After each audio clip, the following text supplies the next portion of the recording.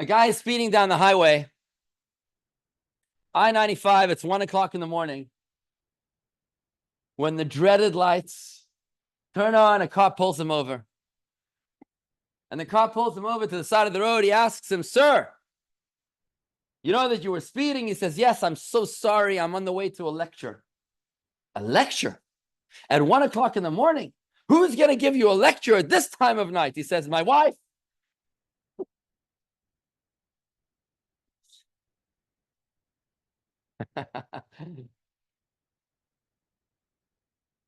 Relationships are critical. They're an essential human need. We might be freer on our own, but we are certainly happier when we are united with others. Now, this is not only something related to marriage, this is all sorts of relationships. The Torah tells us in Genesis 2, and you'll see it in text number 1 as well, that it is not good for man to be alone. A person needs to have relationships. You need to be connected with others more than just marriage. It's about children, siblings, parents, uncles, aunts, friends, the whole 9 yards. One of my favorite stories is 3 Yiddish mamas here in Miami Beach getting together for a bagel and a lox. The first Jewish woman, she goes, "Oi." The next mother, she goes, "Oi." The third one, she says, "I thought we agreed we're not going to talk about the kids."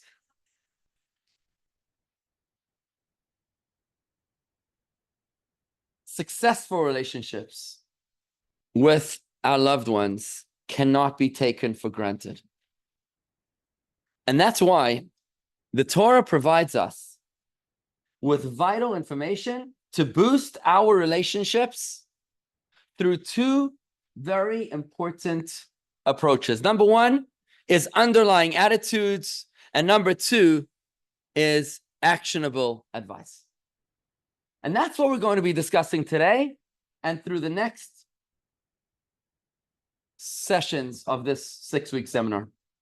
We're going to be discussing a chiropractic adjustment to how we view ourselves and others, as well as practical advice, tips, hacks, as to how to nurture better, more wholesome, and more meaningful relationships. Now, whether your relationship is already is bad and you're trying to make it into good, or if it's already good and you're trying to make it into excellent, I believe that there is something here for you. Because, you might have an amazing marriage, but your relationship with your mother, you might have a very good relationship with your siblings, but your relationship with your friends might be lacking. I remember reading recently that our generation has less friends than ever before. Men in our times, particularly men in our times, have a more difficult time making friends than ever in recorded history. Now, I don't know when recorded history was recording friendships amongst males, but it was an interesting headline to encounter. Could this be a thing? Could it be that there's an actual problem with our ability to foster friendships? Let's explore that in the next 90 minutes. A foundational idea about relationships is encapsulated in the following Mishnah, which I'd like to share with you. A Mishnah that tells us, it's on text number 2, page number 4 in your textbook. You'll see text number 2 tells us as follows. Yeshua ben Prachia would say, appoint a teacher for yourself, acquire a friend for yourself, and judge all people favorably. Now, there's a lot of information to unpack in that particular directive, but I'd like to draw your attention to the middle of that directive, where it says, acquire a friend for yourself. Acquire is an interesting verb to associate with friendship. It sounds like you have to pay for the friendship, right? That sounds pretty intense. Don't friendships just happen? Do they come to us naturally? The Talmud is telling us right here that friendships require effort and that they do not happen by themselves. We often hear of this fable, falling in love. I'm falling in love. According to what the Mishnah is telling us here in text number 2, that's the Baba Maisa. You don't fall in love, because if you fall into love, you can just as easily fall out of love. Relationships require effort. They don't happen by themselves. And the moment that we can accept that truth, the moment that we can make peace with that fact, that our effort can bear fruit, which will result in more meaningful relationships, we're actually empowered to try to make them work. Now, as we strive to improve our relationships, I'd like to encourage you to observe the spectrum of your relationships from a 360-degree angle. Judith Snow from Toronto has come up with something called the circles of support. I'm going to put it up here on the screen. It also appears in your textbook on page number 7. These are the 4 levels of engagement that we have. The first one is intimacy. These are the people that we're intimate with. This is like a spouse. This is closer than anybody else. But beyond that, you have a circle called the circle of friendship. This is people that you're very close with. You're just not intimate with them. It's like children, siblings. Then you have the circle of participation. These are people that you spend a lot of time with, but you're not really very close with them. These are the people that you're seeing in shul, the people that you're connecting with in the gym, the people that you're having your weekly drinks with. And finally, there's the 4th circle, the circle of exchange. This is, your barber, your dentist, your the person that packs your bags in Publix. You see them once in a while, but there's really no personal relationship, but you're just exchanging on a practical, functional level. What we're going to do today, as we explore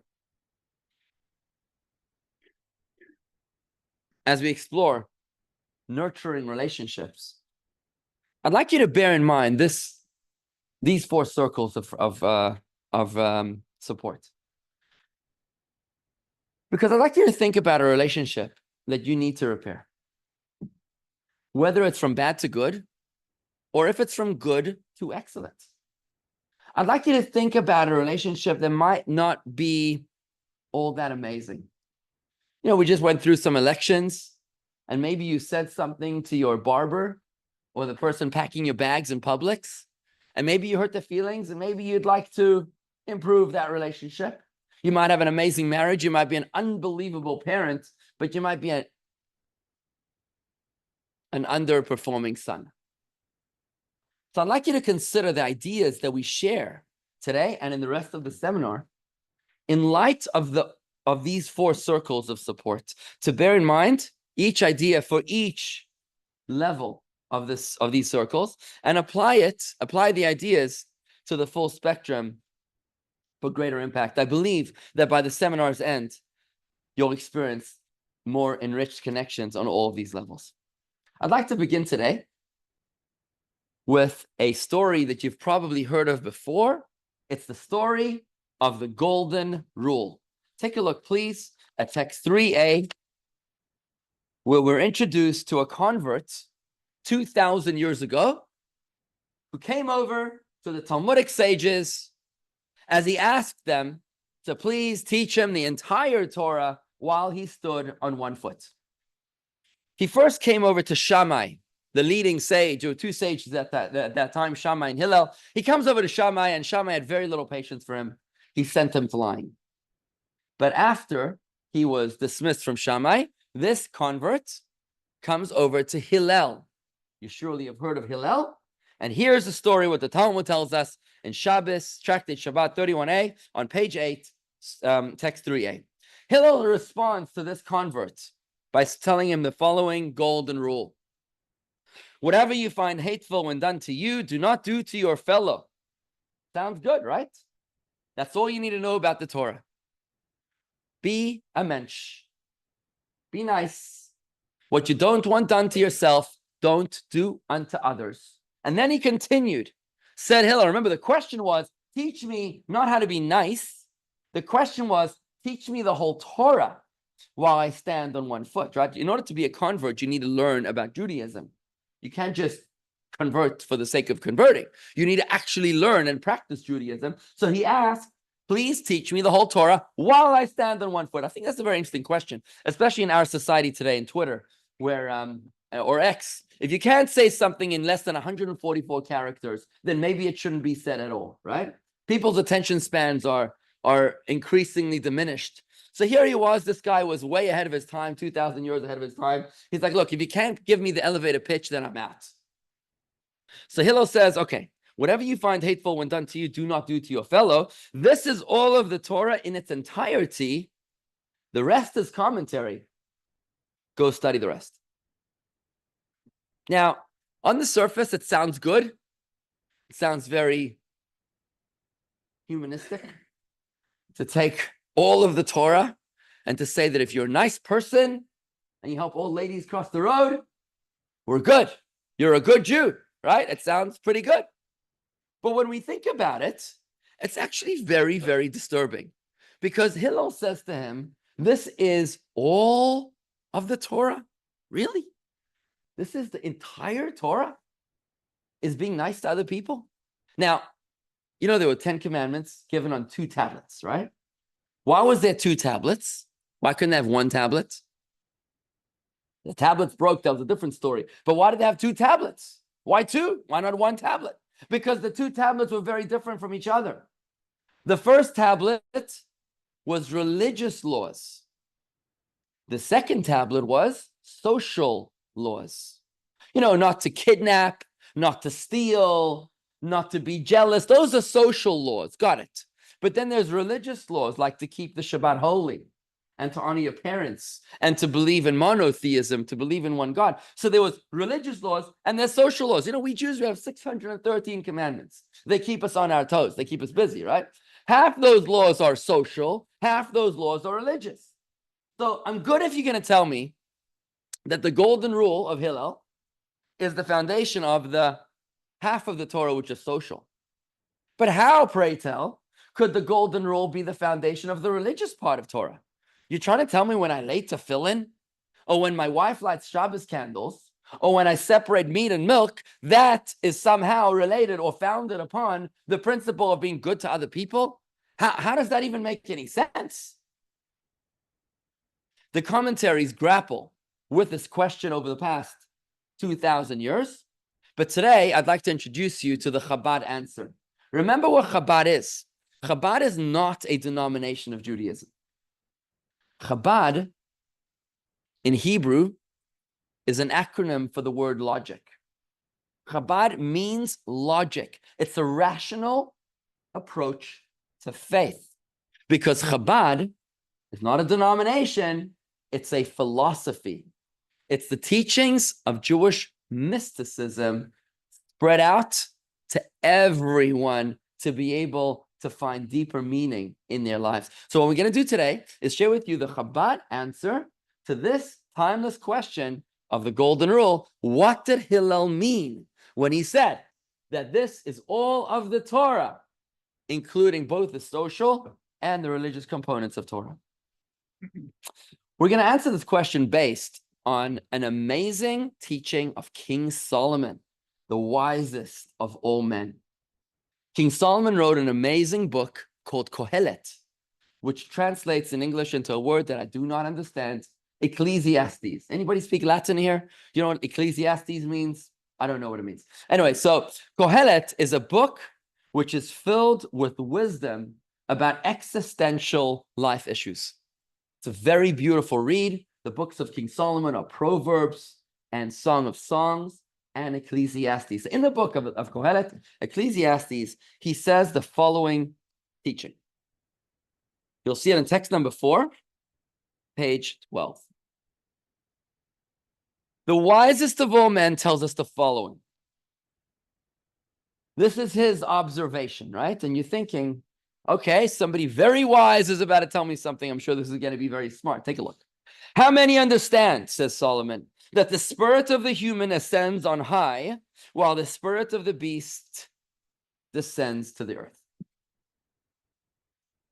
This is what King Solomon has to tell us. He says that humans aspire upwards and animals don't. Okay.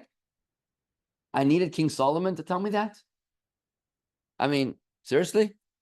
What's he trying to tell us? What's so profound about what King Solomon is telling us? That human beings aspire to build, to invent, to create, to merge, to innovate. Okay, animals don't do that. We got that. I could be a farmer and know that. I could just, be shepherding sheep and be able to figure that one out. What is King Solomon telling us? Chabad wisdom tell us. Chabad mysticism explains that King Solomon is not talking about the difference between animals and humans. He's talking about human beings themselves. Within the human being, says King Solomon, there are actually two very distinct levels of consciousness. That within the human being, there is the human spirit that ascends on high, and there is the spirit of the beast that descends on down below. King Solomon is telling us that inside of us, we have two conflicting spirits, two conflicting levels of consciousness that are engaged in a constant tension. That inside of every human being, there is effectively a wilde chaya. You know what that is? A wilde chaya is a wild animal and an angel. There's a part of you that just wants to do the right thing. There's a part of you that wants to help, that wants to nurture, that wants to be kind, that wants to give, philanthropy, just do the right thing. And then there's a part inside of us that's just a narcissist, that's self-absorbed, that's self-centered, that cares only about itself. It's a wilde chaya. You may have heard of the reptilian brain. It's described by scientists as a part of the human brain that is just a reptile. It's an animal. It's like a giant lizard. It's like a dinosaur inside of us that just wants to take care of itself. What this means is that the human inside of us is the godly soul. It's a soul which is altruistic. It's a soul which is mission-oriented. It's a piece of God stuffed into a human being's body. And it just wants to fulfill its purpose upon this earth. On the flip side, there is the beast inside of us. And that's not the godly soul, but rather the animal soul. Unlike the godly soul, which is mission-oriented, the animal soul is self-centered. It's an animal. It just wants to eat, to drink, to sleep, to pleasure itself. This animal soul inside of each of us aspires to indulge in pleasures, in fame, wealth, etc., etc. And it's these two souls that are constantly in conflict within each of us. This is the novelty that King Solomon is sharing with us in Ecclesiastes with this profound revelation. And take a look how the Tanya, which is the foundational text of Chabad, expands on this theme on text number 5, page 13. The Alter Rebbe, the founder of Chabad, explains here in text 5, imagine two kings locked in battle, each desperate to gain control over the same city, to rule its inhabitants according to his will and to ensure that they obey his every decree. It's not hard for us to imagine today, the villages in the south of Lebanon that are trying desperately to just live their own merry old lives. Hezbollah comes in and tries to control them, to turn them into terrorist havens. Israel's coming in, trying to free them. And there's a conflict of two kingdoms that are trying to control this city or these cities. That same battle, says the Tanya, foundational text of Chabad, rages within each of us between our two souls. our godly soul versus its rival, the animalistic soul. These two souls wage war over the city, which is our body and its limbs. This idea, shared with us by King Solomon, explains our inner turmoil. Our inner turmoil. Have you ever felt like you've had multiple personality disorder? Have you ever felt like there's a part of you that like, oh my God, what was that? Why would I have said what I just said? I can't believe that I spoke that way. Has that ever happened to you? Where does that come from? You know, sometimes we just get triggered, or we do say things, or we say things, words that we can never retrieve. Someone once said, make sure that the words that come out of your mouth are not the words that you have to be chasing after. We tend to say things that we regret. Where does this come from? Instead of looking at yourself like an imbecile, King Solomon gives us the validation to say there's nothing wrong with you. Because there's two of you, and you're in intense internal conflict. There's the good, and there's the bad. There's the narcissist, and there's the altruist, both of them within you. And this is the struggle that rages inside every single human being. That's what King Solomon is talking about in text 4. Now, the problem is, which one do you think is dominant? Which one do you think is dominant? The angel or the beast?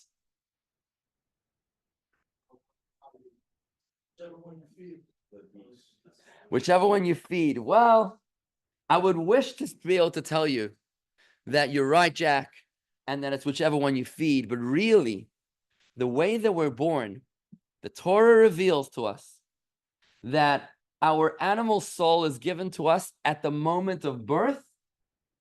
The godly soul doesn't begin to enter until the bris for a boy, or the baby naming over the Torah for a girl.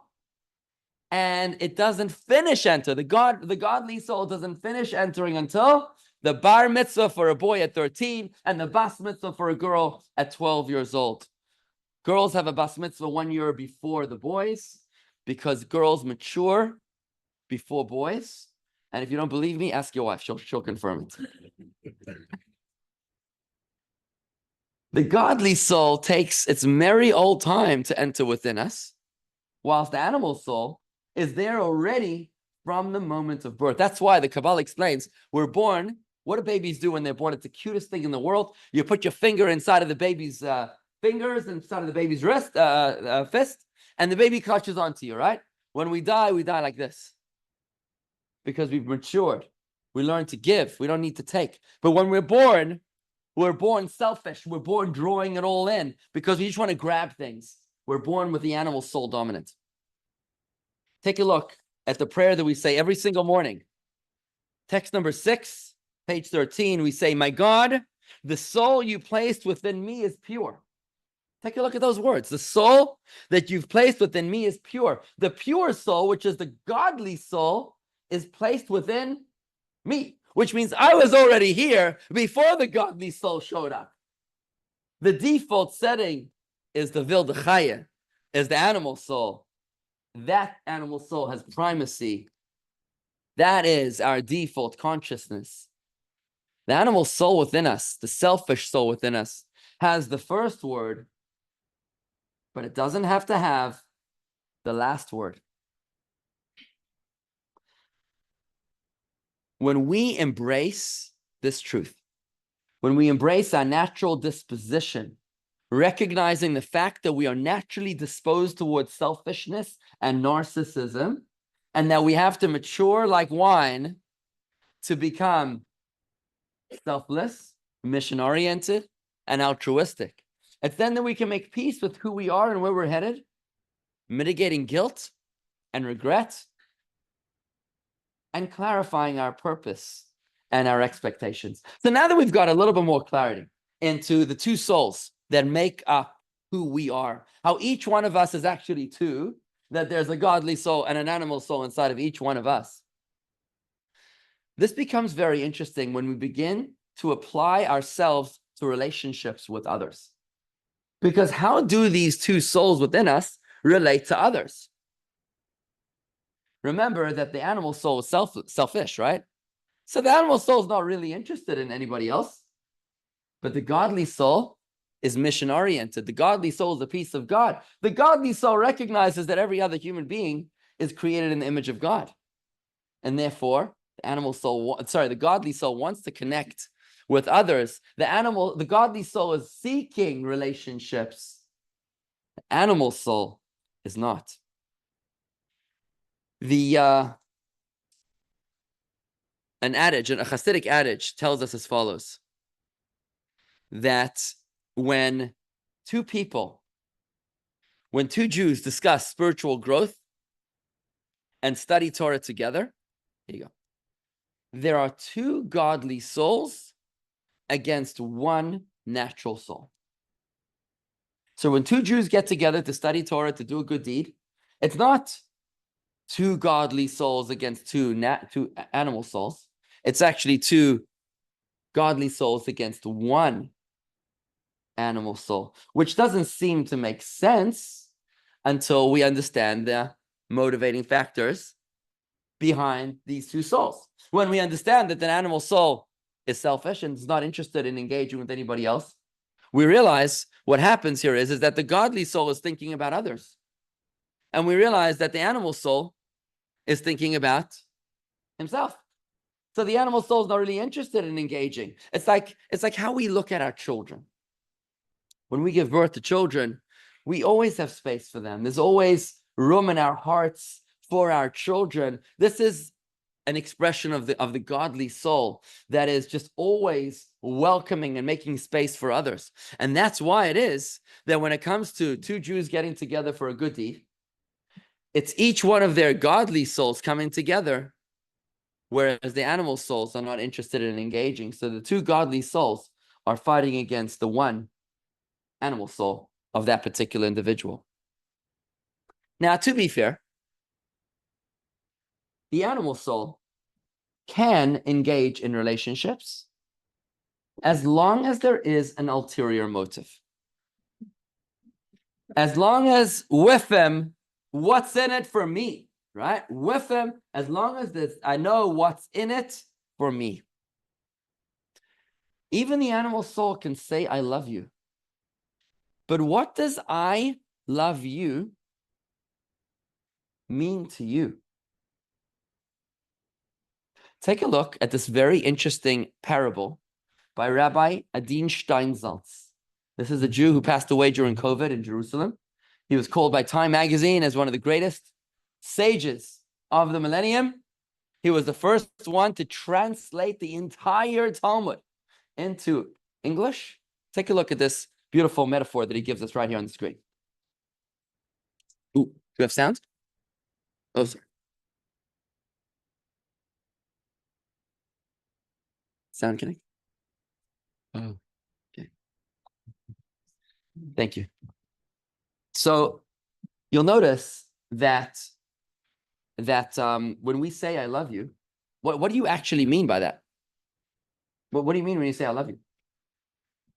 Manis Friedman, who's a famous Hasidic philosopher, orator, writer, he says that the phrase I love you is really improper in the way that it's structured, because the emphasis is on I, and you are at the very end. So it's I love you.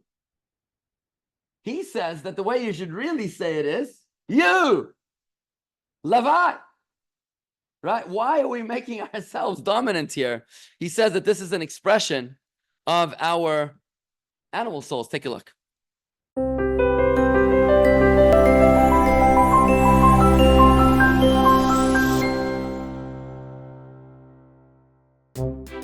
There is a Jewish folktale that illustrates how vague the meaning of the word love can be, and also demonstrates some of the basic problems in statements such as, I love you. Once upon a time, a fisherman caught a large pike, And when he pulled the fish out of the water and saw its size, he said, "This is wonderful. I'll take it to the Baron. He loves pike." The poor fish says to himself, "There's some hope for me yet." The fisherman brings the fish to the manor house, and the guard says, "What do you have?" "A pike." "Great," says the guard. "The Baron loves pike." The fish feels that there is some corroboration of the facts. The fisherman enters the palace, and though the fish can hardly breathe, he still has hope. The Baron loves pike. He is brought into the kitchen, and all the cooks exclaim how much the Baron loves pike. The fish is placed on a table, and the Baron himself enters and gives instructions. "Cut off the tail, cut off the head, and slit it this way." With his last breath, the fish cries out in great despair, "Why did you lie? You don't love pike, you love yourself."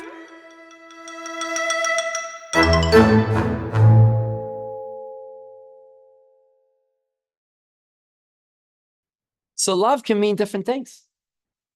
It depends on if it's coming from the godly soul, which is altruistic, or from the animal soul, which is self-centered. I mean, even Haman, who is the arch anti-Semite, Haman from the Purim story, even he had a family. But take a look at how Haman describes his family. When he says, he described his achievements. I'm going to quote the verse, "Vaysaper lehem Haman," and Haman described to them the incredible wealth he had gathered, about all of his children, and all of the honor that the king had given him, and all of the way that he was lifted up above the other ministers. He throws his kids in amongst his other achievements because this is like another feather in his hat. This is a love. This is a relationship that's motivated by a narcissist who's using the children as an achievement, as a feather in his own hat, as opposed to a true relationship, which is altruistic, which is caring about the other. There's a good story about a couple that makes their way to Florida, and they're here on vacation, and the husband decides that he has to assert himself to his wife about what the vacation plans are going to be. He tells her, "I just want to remind you that if not for my money, we wouldn't be here at all." So she says to him, "I'd like to remind you that if not for your money, I wouldn't be here at all." Of course, not the kind of relationship that you want to be in, of course, right?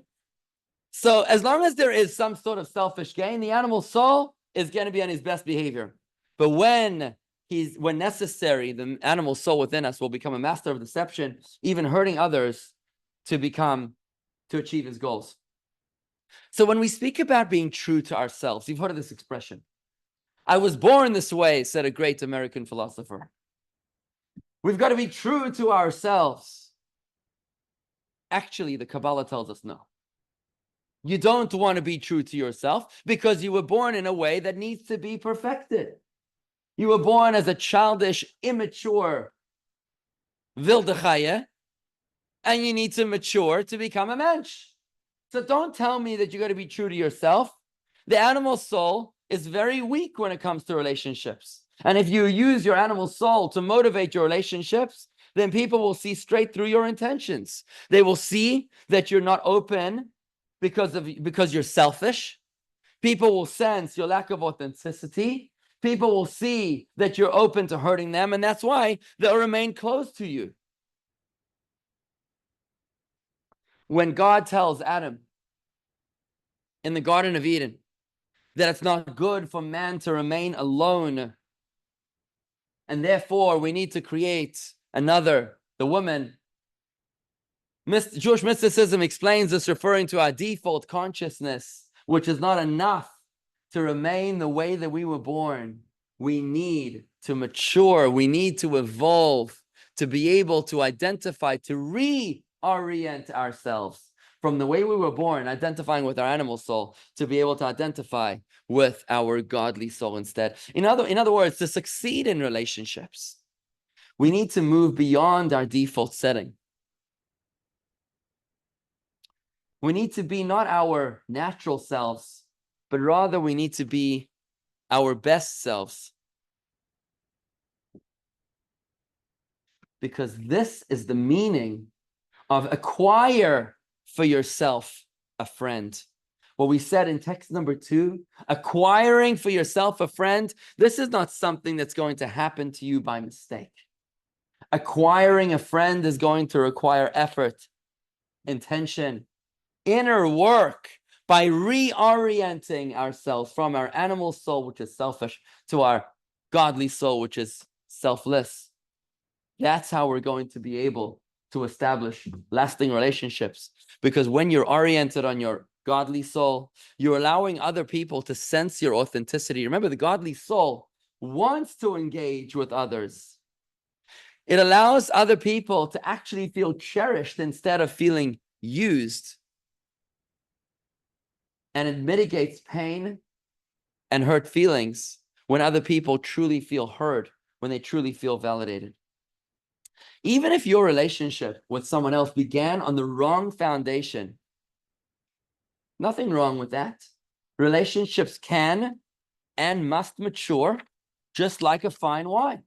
You might have started in a selfish way. You might have started a relationship when you were 5 years old or 55 years old. But now that you're growing, now that you're learning more about King Solomon's insight into who you are, who we are, and how we operate, we can become more conscious of our inner conflict and more aware of how we can fuel healthy relationships, how we can nurture deep and lasting relationships. With this introduction, we can finally answer our question on the golden rule, the question of Hillel. When Hillel answers the convert, he says, this is the entire Torah. Why is it that being nice to other people, not doing to others what you don't want done to yourself, why is that the entire Torah? Now we can finally understand. Because to be nice to other people requires what? It requires one to be identified not with their animal soul, which is selfish, but rather with their godly soul, which is mission-oriented, which is selfless and sees the divine image in others. How can you reach a state when you're nice to others, when you're genuinely and authentically nice to others? The only way to do that is by reorienting yourself from one level of consciousness to the other, from the animal soul to the godly soul. How can you do that? By observing Torah and mitzvahs. Every time you do a mitzvah, what are you doing? You're saying, I want to stay in bed. I will be more comfortable in bed. Instead, I'm going to get up and make a minyan so someone else can say Kaddish. I would like to go on this vacation, but instead I'm going to go to that vacation because it's walking distance to the shul. I want to go to this restaurant, but instead I'm going to go to that restaurant because it's kosher. What you're doing is that you're overriding your personal selfish need and replacing it with your mission and with your purpose. Each and every single time that we do a mitzvah or we study Torah, every single one of the mitzvahs, we are reorienting ourselves slowly but surely from our default animal soul into our mature godly soul. Instead of seeing ourselves as a body with a soul, we're reorienting ourselves to see ourselves as a soul, which also has a body. Let's take a look at this idea in the words of the Tanya, page 16, text number 9. The Alter Rebbe here in Tanya says, this is what Hillel the elder meant when he told the convert regarding the mitzvah to love your fellow Jew. He said to him, this is the entire Torah, not half the Torah. It's not just the social part of the Torah, the entire Torah. The rest is commentary, etc. What do you mean? For the foundation and roots of the entire Torah is to prioritize and raise the divine soul over the body. What Hillel was saying to the convert was such a profound lesson in Jewish mysticism. You want to be a good Jew? The litmus test is how you treat others. Because if you're able to treat others with selflessness, it means that you've reoriented yourself from your selfish default to your selfless maturation. Turns out, friends, that relationships, therefore, human connections, are not just another hobby that we do. I do gardening, I go to the gym, we like to watch movies, we go to cruises, we go to restaurants, and we also like to make friends. It's not just another hobby, but rather what is coming to light, what's emerging, is that making friends is actually a profound spiritual experience. It's a sacred spiritual journey of self-discovery.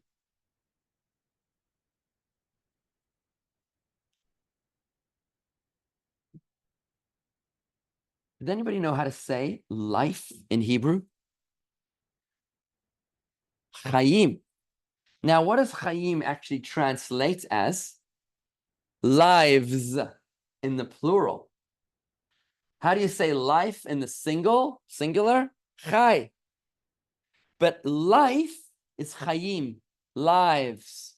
Why is that? Because we are truly alive only when we're connected with others. No man is an island. When we're living our lives in a way where it's all about ourselves and not about anybody else, you're not truly Chaim. You're not truly alive. The challenge to which we're called upon, the meaning of our lives, the meaning of life, is to figure out how to nurture deep and meaningful relationships. The way that we do that is by reorienting ourselves, by re-identifying ourselves from selfish to selfless, from Vilde Chaya to the angel within us, from the beast to the beauty within.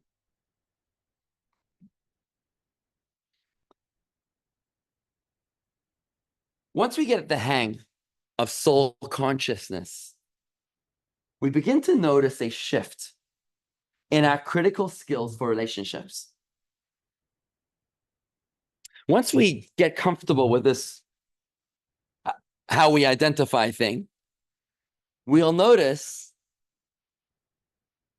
improvements in specific areas of our relationships. In each lesson of this seminar, we'll explore a different relationship skill and how to master it. And today, we're going to take on empathy.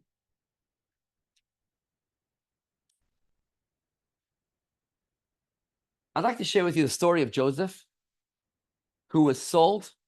Joseph in the Bible in Genesis, he was sold as a slave by his own brothers to Egypt. There he was a slave in his master's house in Egypt.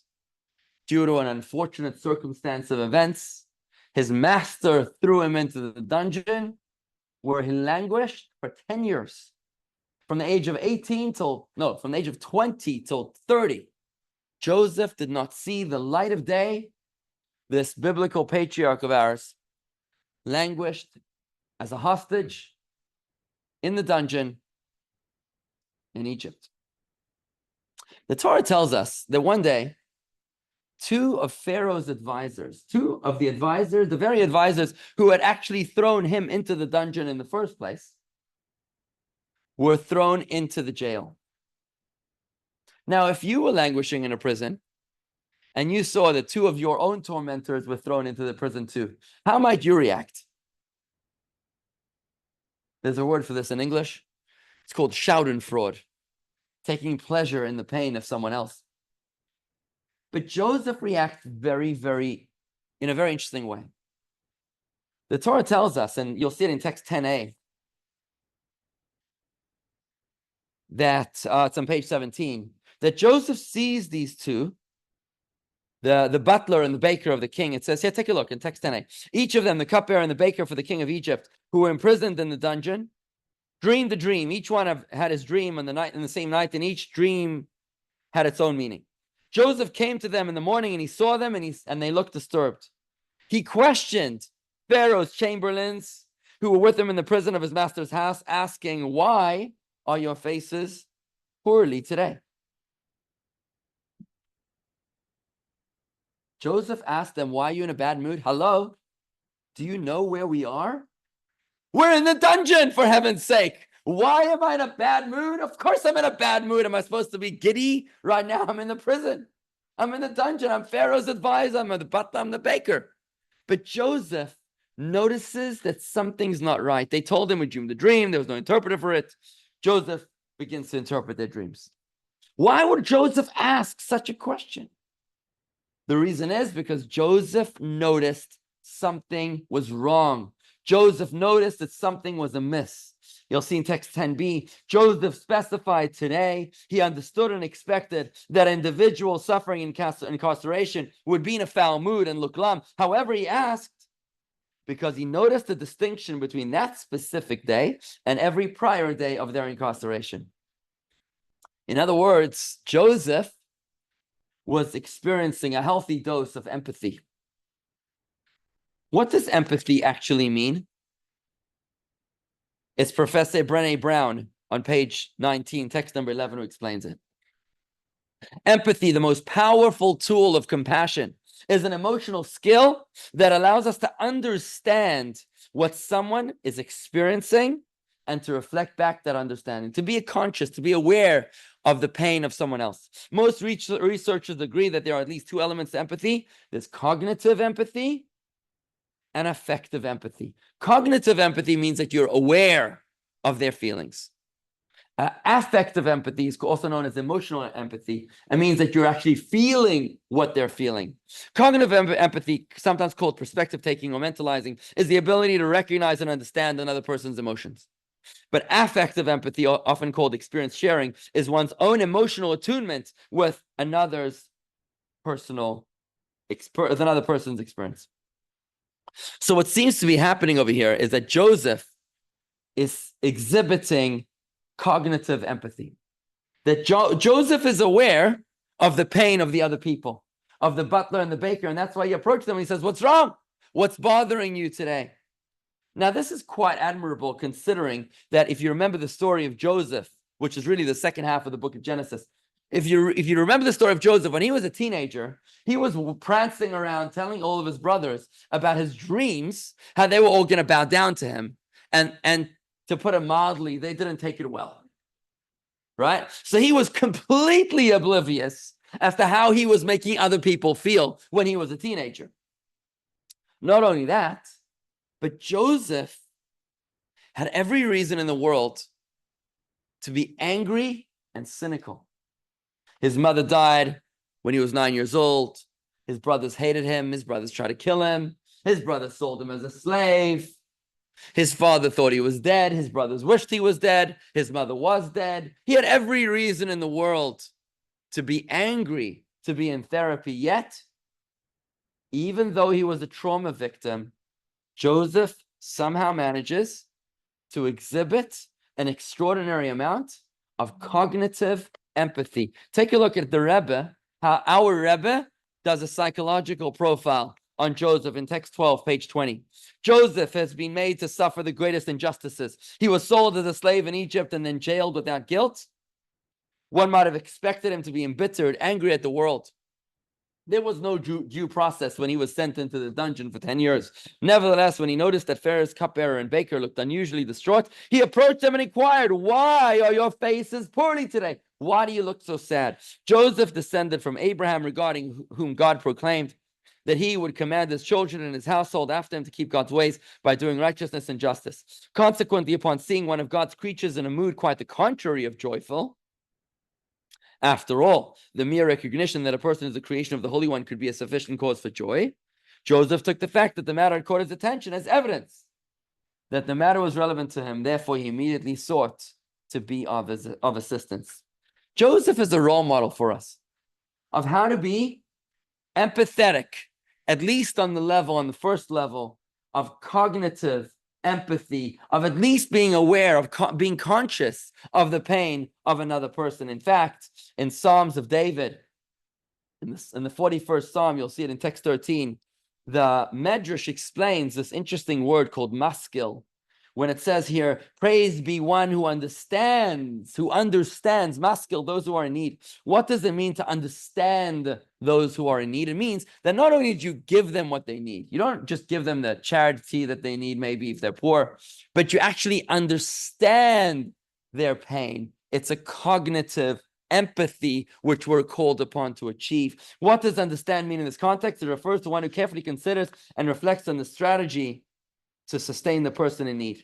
For example, when a wealthy person faces a drastic downturn, the understanding benefactor visits the formerly wealthy person and says, I heard that an inheritance will be coming your way in such and such a location, and that so-and-so owes you money. So he's giving him dignity, not just a handout. If you wish, accept the sum from me, and when that inheritance comes to you, or when that debtor repays the debt, you can pay me back. This person understands those who are in need. Friends, this level of cognitive empathy is vital for relationships, for friendships. It applies not only to people that are down in the gutter, who need compassion, who need tzedakah, but it's actually critical for our friendships with our peers to be able to allow our friends to feel felt, to feel that we know how they are feeling. This cognitive empathy is key to enhanced relationships. And quite frankly, there is no possibility of reaching that degree of cognitive empathy unless you're able to move away from your default animal soul, selfish setting towards your godly soul, which is selfless and truly welcoming another with unconditional love and with no strings attached, without ulterior motives. The Torah guides us one more step. Beyond the Torah demanding from us to reach a place where we can be aware of the pain of another, cognitive empathy, the Torah also guides us or challenges us towards emotional empathy or affective empathy, which is actually to feel the pain of another. So what do you do when something's bothering you? How do you deal with it? What do you do? If you have a certain anxiety, what do you do? Sleep on it? Maybe go to the bar? Not very healthy, right? What would you do? The Torah tells us that if there's something that's bothering you, here's what the Talmud says. Text 14a, here's how you should deal with it. Rabbis Ami and Asi each suggested a method for handling anxiety. One said just delete, cast it from the mind. Okay, we're not going there today. The other said speak it over with others. When you want to mitigate anxiety within yourself, then talk to someone else about it. Talk to others about it. What does it mean, others? The Rebbe continues to explain in text 14b, they are others who are others only in the bodily sense, but they are one with you. They are wholly united with you, for they feel your reality. You don't want to say this just to a stranger, just to stop someone else and just tell them about your problems. You want to talk to someone who's different from you, who's an other, only in body, but in soul is one with you, somebody who identifies with their godly soul. The reason is because that would be affective empathy. See, sharing your anxieties with other people is essentially pointless. Even if they're smart, it's not going to make any difference unless they feel your pain, unless they feel your reality. You see, because the sharing of the feeling of anxiety and pain with someone else who feels your pain actually mitigates the pain within you. And this can only happen, what the Talmud is telling us, this can only happen with someone who looks past themselves and feels what you feel. So I want to challenge you to ask yourself, if your loved ones felt by you, do your loved ones, your children, or maybe your spouse, or maybe your significant other, someone that you love, do they feel felt by you, or is it not there yet? Is it not emotional empathy? It's just cognitive empathy. Or maybe it's not even that. Professor Brené Brown digs deeper and gives us a very beautiful illustration right now of the difference between sympathy, which is actually toxic for relationships, and empathy, which builds relationships.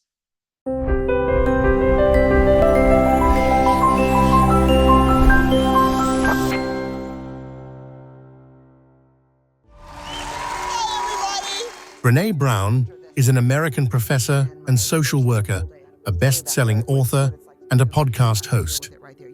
In a relatable and engaging style, she clarifies the distinction between sympathy and empathy and illustrates the idea of an empathetic person putting themselves in the same emotional space as someone who is suffering.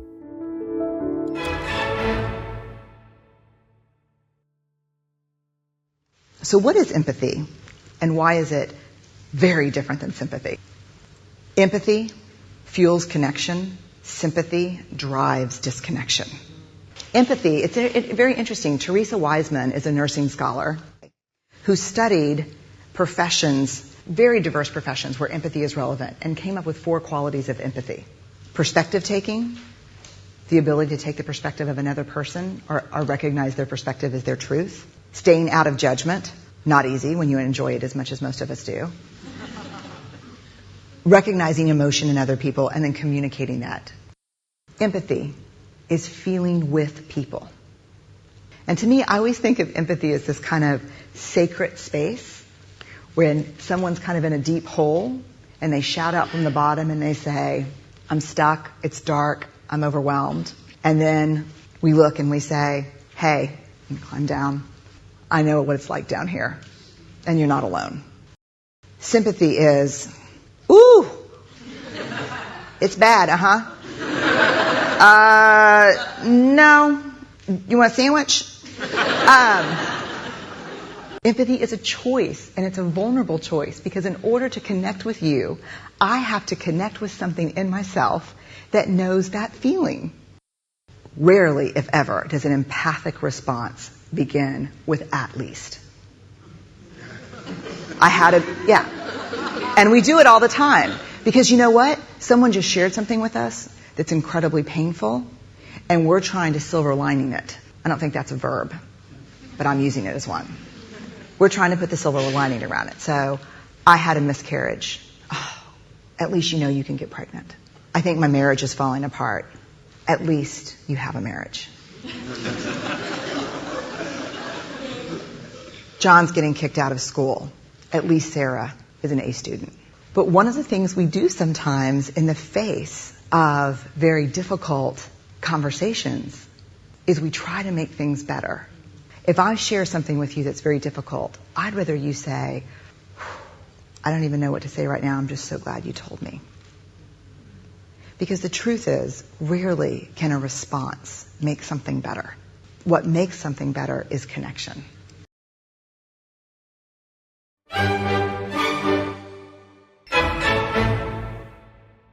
Aspects of empathy is critical for relationships. And the question we have to ask ourselves is if we're willing to descend into the pit with our friends as well. You know, the Talmud tells us something very, very shocking. The Talmud in Tractate Kiddushin 8a says that the best of the doctors goes to hell. What is that supposed to mean?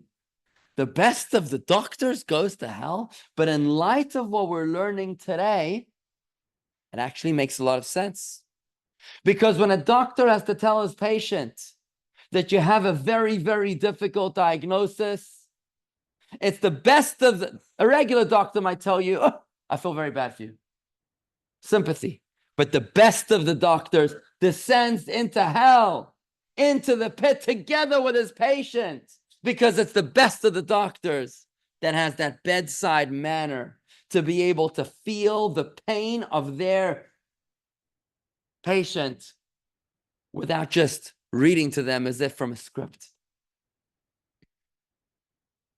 There's a beautiful story in the Talmud, in the Oral Torah, about a man who showed an incredible degree of effective empathy. And I want to share with you here on page 25, text number 15. How do you deal with a mourner? You know, we all feel a little awkward when we meet someone, when we go visit a Shiva house. and somebody just lost a loved one, what do you do when you walk into a shiva house? What are you supposed to say? You know, by the way, that you're not supposed to say anything to the mourner until they begin the conversation, because anything you say will probably miss the mark. If you're going to tell them about the election, about the bowl game, about the weather, you're probably being insensitive. You're supposed to allow them to initiate, and then you follow. But take a look how this guy dealt with the shiva house here on page 25. There was an incident concerning a man with a unique custom. Whenever a member of his community would return from the burying of a loved one, this fellow accompanied the mourner home without shoes. You know, you're supposed to take your shoes off in the cemetery when you bury a loved one. So he would accompany the mourner without his own shoes on. He would walk barefoot together with the mourner to share in the pain of the mourner, who wasn't wearing shoes, as the prescribed expression of intense mourning. When he passed away, it happened to be an occasion for which Jewish communities from the surrounding areas gathered in a city. For the day of his passing was the saddest day in the Jewish calendar, the 9th of Av, the annual day of mourning for the destruction of our temple, when all Jews refrain from wearing leather footwear. 9th of Av, Tisha B'Av, is the day of the destruction of both of our temples. It's in the deep summer. It's in August time, July, August. No Jews wear leather shoes on the Tisha B'Av, right? And so it happened that everyone was without shoes on the day of his passing. With this, God publicly demonstrated that he had acted appropriately and admirably, though he had had no obligation to act that way. Turns out you're dealing here with a person who had shown a tremendous amount of affective empathy. This is a guy that wasn't just feeling the pain of the other guy. He was actually walking in his barefoot together with the mourner, which is a beautiful story. One more story I want to share with you about effective empathy, because it's always helpful to have a case study, an example to relate to, is of the Rebbe Maharash. The Rebbe Maharash was the fourth Rebbe of Chabad. He was the Rebbe of Shmuel, and as with any Rebbe, people would come to visit him for private audiences. At one point, he had 60 minutes of private audiences with 25 people that showed up for a private audience. So he was, each person would come in for a minute, 2, maybe 3 minutes, in and out, and they would come in and they would share their woes with the Rebbe, who would then give them an answer, and they would leave. The story happened that the Gabbai, the Shamus, the secretary of the Rebbe was bringing a freshly laundered change of clothing for the Rebbe after 1 hour of private audiences. And as he was bringing the clean clothes towards the Rebbe's office, he remarked to someone else who was right there, and he said to him, "It was only an hour, and yet the Rebbe has soaked his clothes. Why does he sweat so much?" Now the Rebbe had overheard this. The Rebbe Maharash, he overheard this. So he comes out of his office and he tells this person, he tells the secretary, he says, "Please, I need you to go home. I don't want you to work for me anymore. I'll continue to pay your salary. You shouldn't suffer any financial loss. But there's no way that you can continue to work for me because you don't begin to understand what it is that we do over here." You see, when a Jew walks into my office, said the Rebbe, and he pours his soul out to me, I can't just listen to what he's saying. I've got to change out of my clothing and dress inside of his clothing. I've got to put myself in his shoes in order to be able to understand, to relate, to appreciate the depth of his trauma, of his problem, what's bothering him. And then I'm able to give him a directive, an answer. And when I'm done, then I have to change out of his clothing and back into my own. And then the next one comes in. Have you tried changing your clothing, said the Rebbe to the secretary. Have you tried changing your clothing 50 times in an hour? This story always made a powerful impression on me because it's not just words. It's an extraordinary exhibit of emotional empathy, of the ability to listen to what someone else is telling you in a way that you actually feel their pain. It's an extraordinary ability to do just like this man that was walking barefoot with the mourners, to be able to put yourself in their shoes and to be able to actually feel what they feel. What an amazing aspiration it is to reach that. Now, we can appreciate, we can understand how critical empathy is to our relationships. But life gets in the way. You stub your toe, you get an assessment from the HOA, you get a nasty email, you see a headline in the newspaper that you don't like, you get into a bad mood, right? Not everybody can be like Joseph. Not everybody can be like the Rebbe Maharash, who's changing his clothes every time somebody talks to him. That's why it's so important for us to be able to shift our soul consciousness. Because the moment that we become aware, the moment we become conscious of the fact that there's two parts inside of me, that there's two paradigms inside of me, that there's my animal soul, which is apathetic to others, and then there's my godly soul, which is empathetic to others, it's then that I can make a decision. I can say, you know what? I might not be perfect at all interactions. I might not always be in a good mood. But if I can do Torah and mitzvahs, like Hillel said, if I can force myself to keep the Shabbos and to eat the kosher and to watch my mouth from saying words that I shouldn't be saying, slander and gossip, and if I can be studying Torah and doing all the 613 commandments, what I'm doing is I'm reorienting myself. I'm re-identifying from apathetic to empathetic, from animal soul to godly soul. And the big question we have to ask ourselves right now, don't say it aloud, is how do you identify? How do you identify? Are you an animal or are you an angel? Are you the beauty or are you the beast? Are you the body with a soul or are you the soul which also happens to have a body? Something interesting is that Professor Brené Brown actually does give us a little insight. She gives us some very practical examples which I want to share with you about what she calls empathy misses. And this is effectively what not to do. Sympathy, right, which drives disconnect, versus empathy, which connects us. She says that, when something happens, she gives an example of, you're arguing with your husband, you're talking to your husband about your neighbor. And your neighbor is doing something that you don't want done. And your husband says, I'm going to go tell him. So what happens? The husband comes back a few minutes later. I can't believe how he reacted. It was much worse than I thought. So what's the wife going to say now? Right? What's the wife going to say to the husband? I told you so, right? I told you not to say it. Why did you have to do it? How are we going to get out of this? Right? So she gives that as an example. On page 26, she gives a whole bunch of examples. Page 26, you see a whole bunch of examples. You should feel shame. You've let me down. This feels terrible. I want to blame you. Let's make this go away. All sorts of different examples she gives. And she says, try to identify which one of those speaks to you most.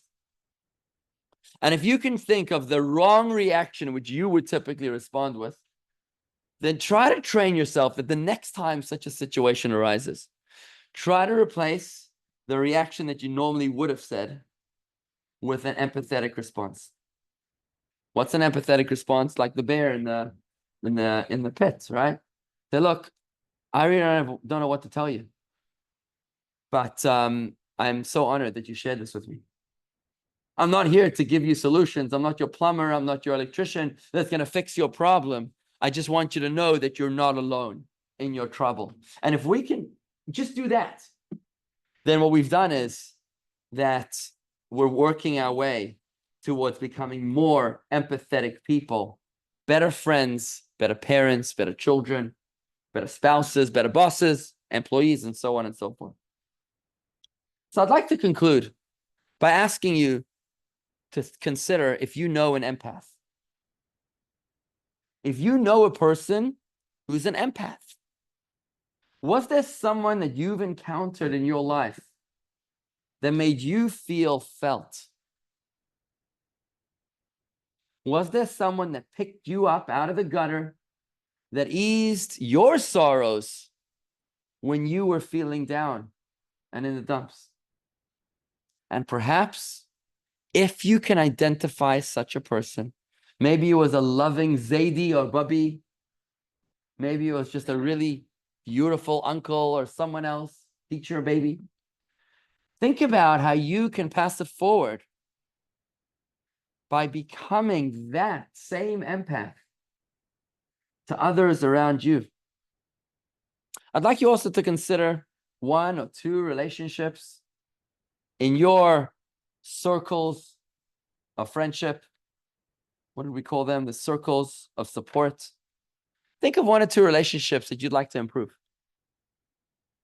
It might be someone like your dentist, or it might be somebody as close as your spouse.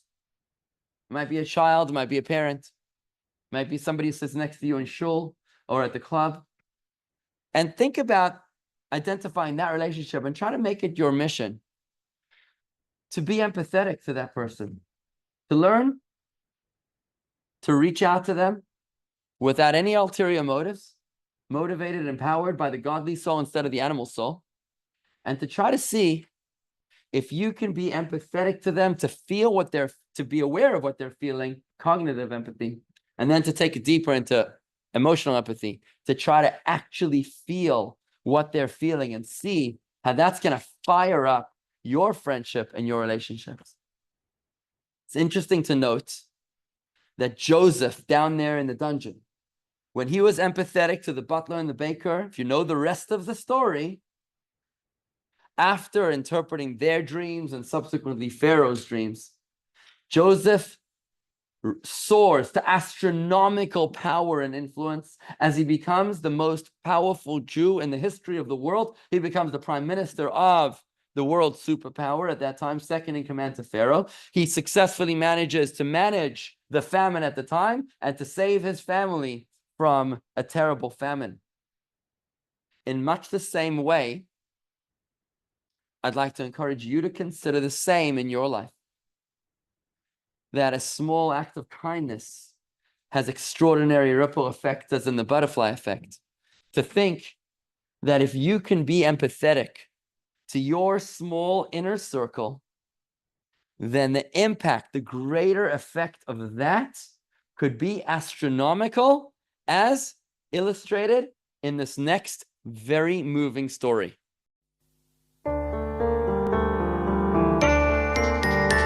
Some years ago I was walking down a street in Tel Aviv.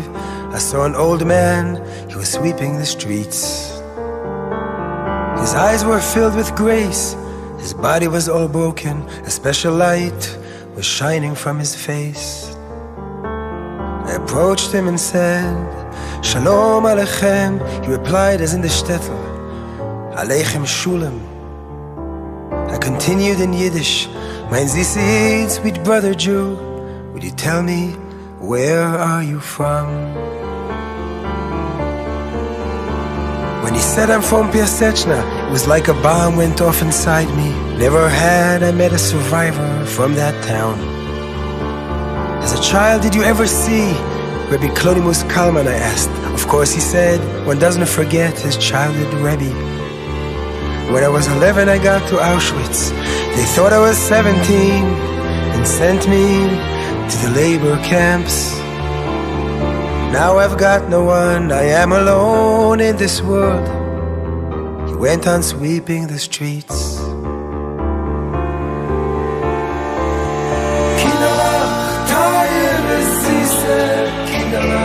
Promise me you'll remember this forever. The greatest thing in the whole wide world is to do someone else a favor.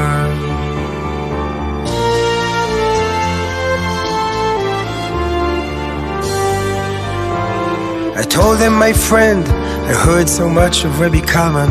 Can you tell me some Torah wisdom you learned from him? He looked at me and said, do you really think after Auschwitz there's something that we still can remember? And how can I ever describe how beautifully we welcomed the Shabbat? We danced and danced, all the children around the Rebbe. Oh yes, there's one thing I do remember. He used to tell us again and again, I'll remember this for the rest of my life. He said, promise me you'll remember this forever. The The greatest thing in the whole wide world is to do someone else a favor. The greatest thing in the whole wide world is to do someone else a favor.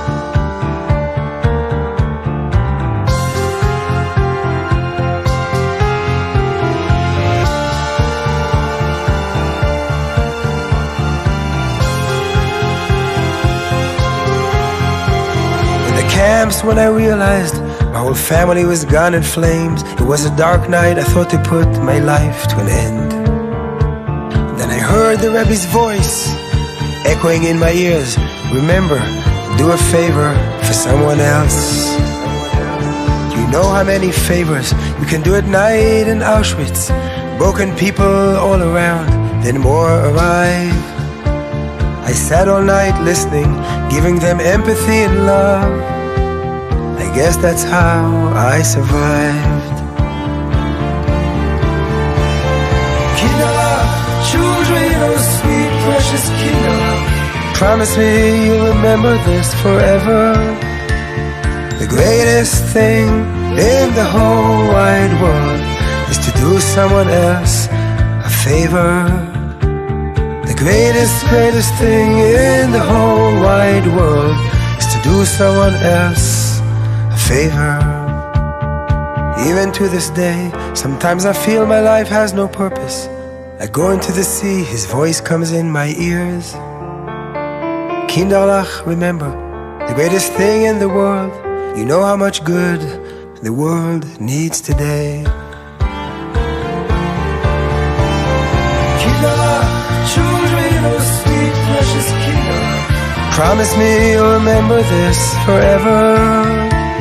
The greatest thing in the whole wide world is to do someone else a favor. The greatest thing in the whole wide world is to do someone else a favor.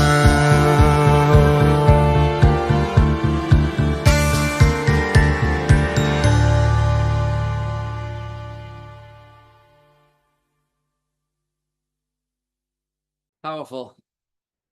I'd like to conclude with a summary of what we've learned here today. 2 minutes. Lesson 1. The Art of Empathy. 1. At times, we are tempted to attribute relationship success to something beyond our control.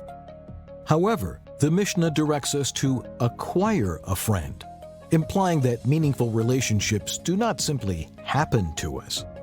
We can and must make them happen. 2.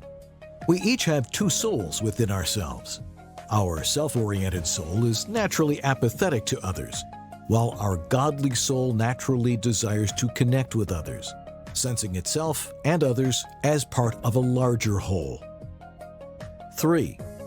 The apathetic animal soul has a firmer grip on the average person's consciousness.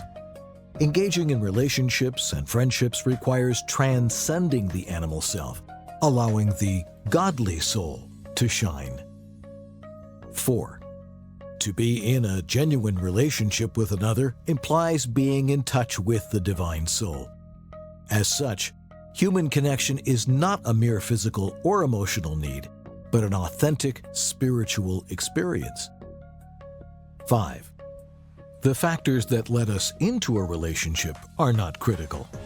It is common for relationships to begin with self-interest in mind. What is critical is to grow and advance past a self-serving mindset. 6. Cognitive and emotional empathy are crucial for our relationships. Cognitive empathy is the ability to recognize and understand another person's emotions and to communicate this with the other. Effective empathy is experiencing a matching or corresponding emotional reaction to the emotions of another individual. 7. It can be challenging to unleash empathy consistently, especially when preoccupied. The more in tune we are with our godly soul, the easier time we will have in connecting through empathy.